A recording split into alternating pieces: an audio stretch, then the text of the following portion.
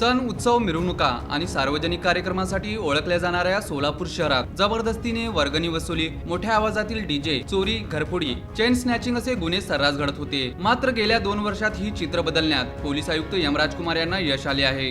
धार्मिक स्थळांवरील भोंगेही शांततेत उतरवण्यात आले. त्याचबरोबर चोरी, घरफोडी, मोटर वाहन चोरी यासारख्या मालमत्ता विषयक गुन्ह्यांमध्ये 7 ते 13% घट झाली असून गुन्हे उघडकीस येण्याचे प्रमाण 12 ते 29% वाढले आहे. 2022 मध्ये 2709 सराईत गुन्हेगारांवर प्रतिबंधात्मक कारवाई झाली होती. 2023 मध्ये हा आकडा 3042 वर पोहोचला.